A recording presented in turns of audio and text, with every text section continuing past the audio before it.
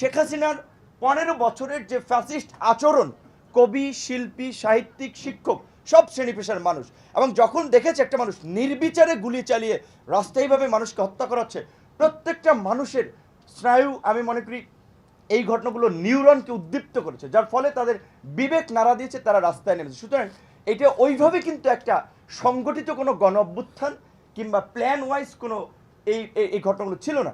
তো এখানে must be contribution রাজনৈতিক দলগুলোর। এখানে অবশ্যই বিএনপি, জামাতের মতো মেজর পার্টিগুলোর তাদের যে স্যাক্রিফাইস গত 15 বছরে, আমার স্যাক্রিফাইস মাত্র 6 বছরের। আপনারা দেখেছেন রিমান্ডে আমি টর্চার শিখেছি, আমি পরিষ্কারভাবে বলেছিলাম যে আমার সাথে কি করা হয়েছিল।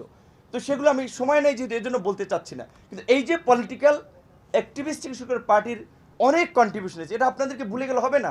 6 শতাধিক মানুষকে গুম করা হয়েছে, 3,500 মানুষকে বিচার বহির্ভূত হত্যাকাণ্ডের শিকার হতে হয়েছে। একজন সাবেক প্রধানমন্ত্রী, একজন ভদ্র মহিলা, তাকে মৃত্যুর দ্বারে ঠেলে দিয়েছে, চিকিৎসা নেওয়ার অধিকারটুকু দেয়নি। তাদেরও একটা সম্মিলিত সংগ্রামের ফল কিন্তু আজকের এই ইন্টারিম গভর্নমেন্ট এবং এই ফ্যাসিবাদের পতন। তো আমি যেটা বলতে চাচ্ছিলাম, এখন এটি ঠিক যে আমি একটা মানে মিসম্যানেজমেন্ট বলেন, একটা সন্দেহ, সংশয়, অবিশ্বাস আমি ওপেনলি বলেছি সরকারের সাথে রাজনৈতিক দলগুলোর তৈরি হয়েছে এবং হচ্ছে। বিকজ এই সরকারের ভ্যানগার্ড কারা হবে? Must be political party, because political পার্টির একটা সুসংগঠিত কাঠামো আছে, নেতাকর্মী আছে, সরকারকে সাপোর্ট দেওয়ার জন্য তারা।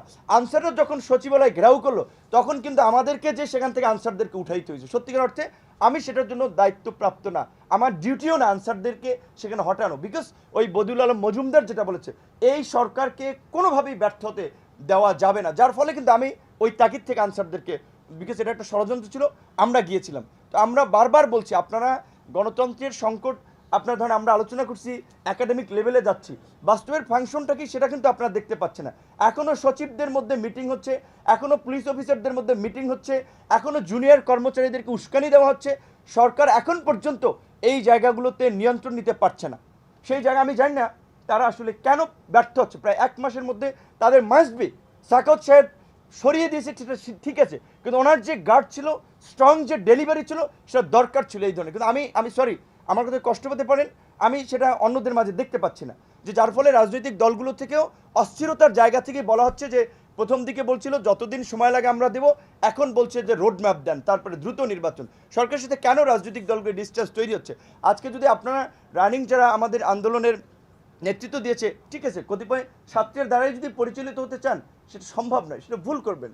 এখন এখানে যেটা বলছে সংবিধান পুনর্লিখন না, সংবিধান বাতিল, কেউ বলছে বিপ্লবী সরকার, কাজে সব রিমুভ করে দাও, প্রেসিডেন্ট থাকবে না, কোনো কিছু কনস্টিটিউশন থাকবে না, এটা একটা বিপ্লবী সরকার। এইটাকে কি সরকার হিসেবে আপনি আখ্যায়িত করবেন? সেটা একটা কনস্টিটিউশনাল বা জনমতেরও কিন্তু একটা সমর্থন দরকার। সেগুলো সেটেল কিছু ইস্যু আমি দেখতে পাচ্ছি না। আমরা মনে করি অন্তর্বর্তীকালীন সরকার যেই কাজগুলো করতে পারে, প্রথমত হচ্ছে প্রশাসনকে একটা সিস্টেমে নিয়ে আসা। বিকজ ওই যে বলেছে যে ডিএনএ টেস্ট করে গত 15 বছরে পদোন্নতি এবং নিয়োগ দিয়েছে, মাস্ট বি প্রশাসনকে ক্লিন করতে হবে। প্রশাসনকে ইমিডিয়েটলি ক্লিন করে দক্ষ পেশাদার সৎ তাদেরকে অ্যাপয়েন্টেড করে প্রশাসনে শৃঙ্খলা আনতে হবে। তারপরে তারা বিচার বিভাগ, আজকে 53 বছর আমাদের দেশের বয়স, এটা তো আমি মনে করি খুব অদ্ভুত একটা বিষয়। এখনও উচ্চ আদালতে আমাদের বিচারক নিয়োগের সুস্পষ্ট কোনো নীতিমালা নেই। যারা পাওয়ারে ছিল 91 পার্লামেন্টারি ডেমোক্রেসির পরে কোনো দলই কিন্তু সেটা করেনি, তাদের পছন্দ মতো বিচারপতি অ্যাপয়েন্টেড করেছে এবং এই খায়রুল হকদের মতো কিংবা তাদের চেয়েও বিতর্কিত বিচারপতিদের তারা বানিয়েছে।